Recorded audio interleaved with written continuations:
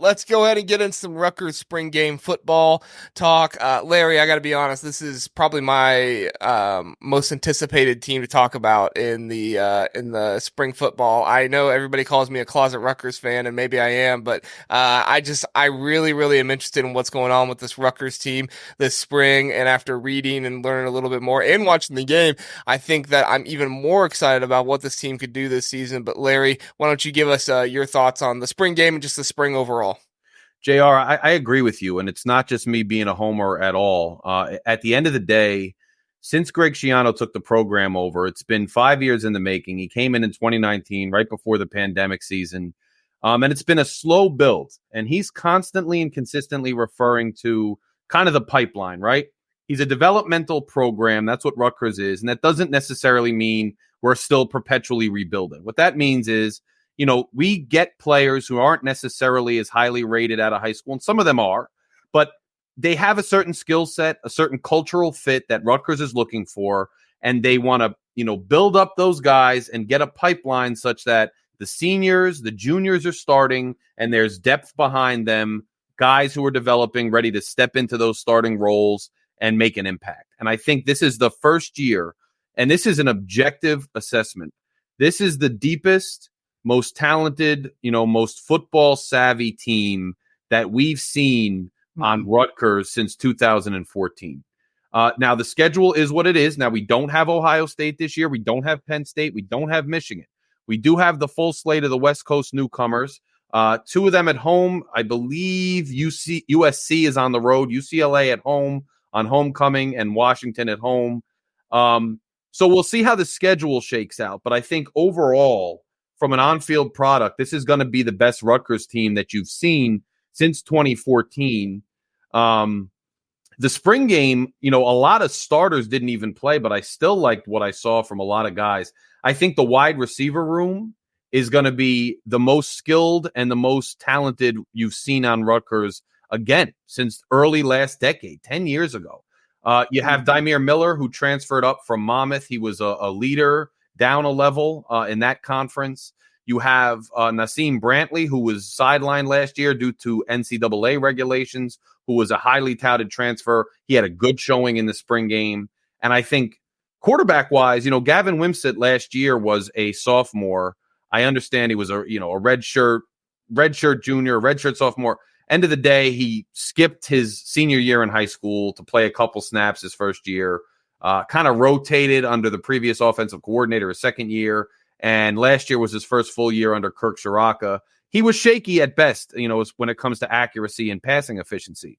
But his legs were something we haven't seen at Rutgers maybe ever.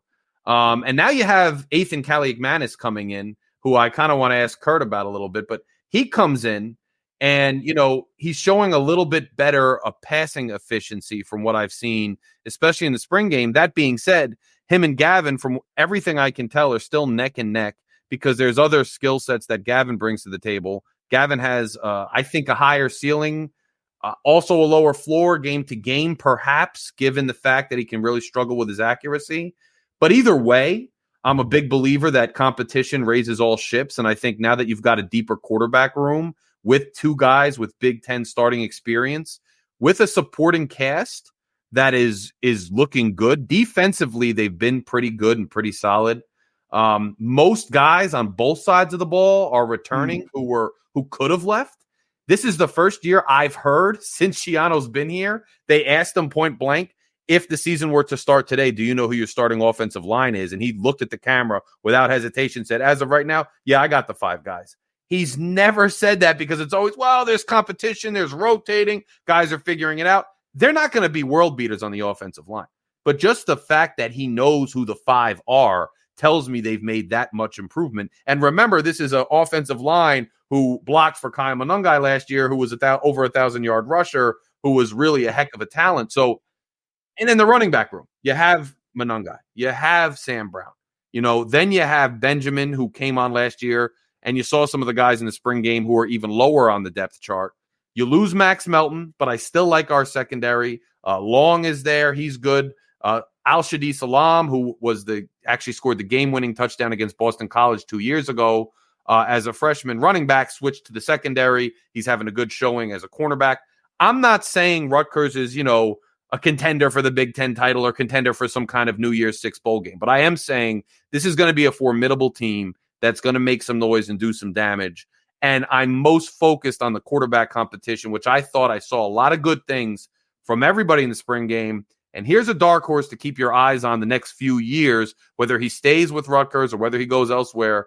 A Johnny Shepard, a sophomore out of the Bronx. He, the coaches haven't said this, but quietly put together a really nice looking spring game. Quietly looks like a very talented passer and runner, looks decisive with the ball, looks like he could put the ball on a target on guys' chest, looks like a talented kid that they might have gotten a little bit under the radar. So you can tell I'm beaming with optimism, which is not, trust me, it's not like me a lot. I feel good about this team. I feel good about the trajectory of the program. The spring, another thing Schiano said, just leave you with a quote.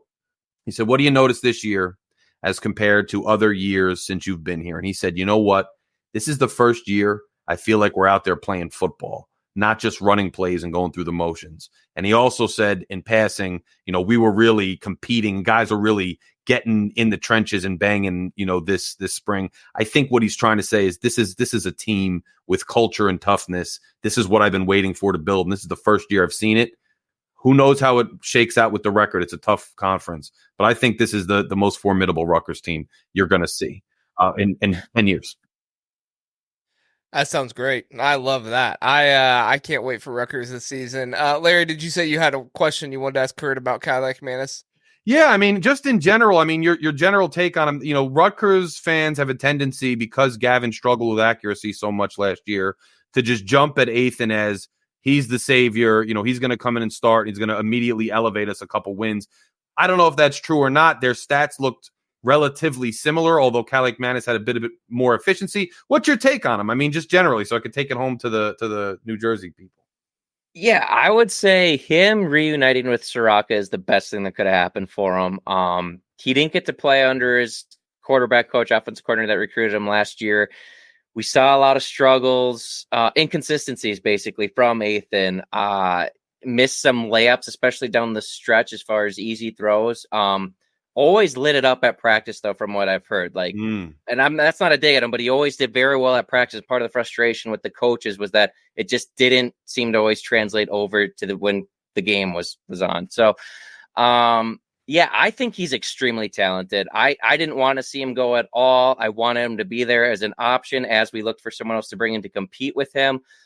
Because he's shown flashes of brilliance. Go back 2 years ago on the road against Wisconsin, tough environment. He threw for over 300 yards, including a 40-yard slant to win the game with 2 minutes left. So he's made some big time throws. Also, go back to that year. He led a second half comeback when Tanner Morgan went down. He led us back against Nebraska as well. So he's made some great plays for the Gophers. I was really surprised how last year went for him. But to be honest, I don't know if that's on him or just the new offensive turnover that we had. So I'm really excited for him that he went to Rutgers.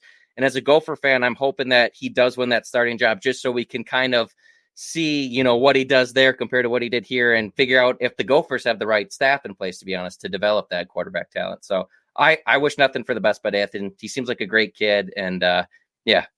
Well, Curt, you made me a little bit more optimistic now because, that's really good information. I really appreciate that. That's good information I really didn't have. So very interested to see how this competition shakes out now. Very much so. I am as well. Go ahead, Curt.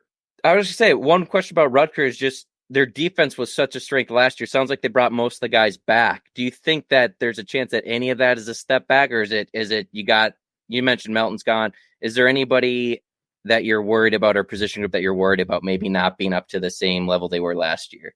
I think what you saw last year, a big problem in the second half of the season, I wouldn't say a problem, but Tyreen Powell, one of our star linebackers, went down.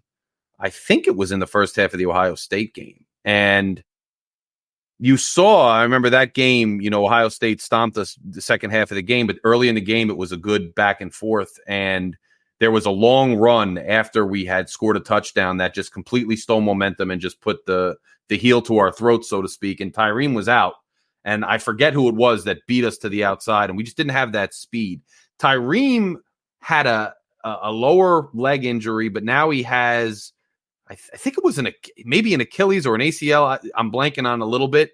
He had another injury in the offseason. Now, he's fully expected to be back for the season. There's been no doubt.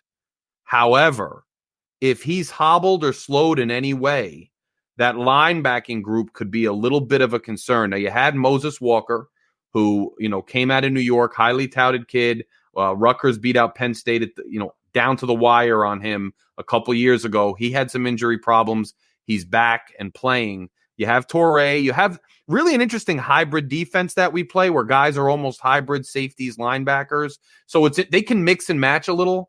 But while I don't think there's a glaring weakness, and even with Melton leaving, I think we had corners on the team that are pretty talented in Rogers. And these kids were talented, longer beam. I think they're going to fill in for Max okay. But that linebacking group against certain teams in certain matchups, if you don't have that speed to the outside, you're going to be in trouble. And because we have that hybrid where you got these big, strong safeties, but also maybe quicker, smaller linebackers, it's matchup dependent sometimes. So I am curious to see that linebacking core. And another thing to always pay attention to with Rutgers as we go through this process of still acclimating into the Big Ten in some ways, the trenches, they tend to be good early. They tend to do very well against other conferences because that's just how it is. I told everybody I told Zack we were going to beat Miami because of the trenches. And I told you, Zack, remember, we didn't get to talk since. Oh, yeah. And I was right. So, but in the Big Ten in conference, that lack of depth sometimes and that size, we're quick on defense in the trenches. We can be quick on offense, but sometimes that wears down over time. It's gotten deeper, but that's where I would look for, later in the conference schedule, that linebacking and defensive line. Are they going to hold up? And then there's attrition. Guys get hurt that are starting now, even if Powell's healthy. I would look at that as if I was looking for a weakness on the defense. New Jersey is turning into a much better state for college football, or for high school football, and a farm state for Rutgers as well. I know Ohio State has tried to go over there and get some recruits, and they've been successful in some areas. But as high school football continues to grow over there, hopefully you'll see defensive linemen and offensive linemen continue to grow up, because I mean, that really is where you get the most of your in the trenches guys and are able to build up that depth. To that point too, JR, I think so. Jersey's always been pretty good with the skill guys, and they used to go everywhere else. The trenches. To your point, yes, if we can grow more trench guys in this region, that's one thing. But one thing Rutgers has really done since it's been in the Big Ten, and it started to do it more and more. Especially with some of the staff decisions, with some of the recruiting decisions, they're starting to go to the Midwest and the South too, to try to recruit some of the trench guys, and because the footprint has gotten a little bit more over there, they've had a little bit more luck.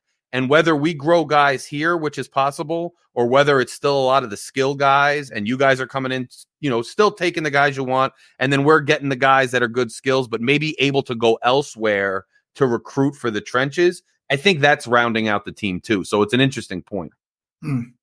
Makes sense. All right, Zack, finish us out with a thought for Larry on Rutgers really fast. I'll just ask this with all the optimism, the schedule's not too bad. What do you think the ceiling is for this team moving forward? Like record-wise this year? Yeah. It's hard to say. I would say, if it's a really great year and they're just really playing it. I mean, it's a 9-win type year. And could I say 10 if they're just surprising everybody? Yeah. But you remember, you got to still play some good teams on the road that are Big Ten powers that we've had trouble getting through. You still got Wisconsin on the schedule. I'm not saying Wisconsin is a world beater, but they've been a problem for Rutgers, with the old recipe, just like Iowa's been. And you have toss-up games. And then, Washington, they're coming here, but it's over optimistic to talk about, now look, that week, I'm going to be gung-ho and be in the crowd going crazy. But I think there's a few too many teams on there to really push it to double digits. I would say 9. And if it's 9, I'm going to be happy. And if it's 9, we're going to be in line for a nice bowl game. And the trajectory is only going to go up from there. And that would be a heck of a fulfilling season, the way the schedule shakes out. I think the wins would be dispersed and you'd have some signature wins on there.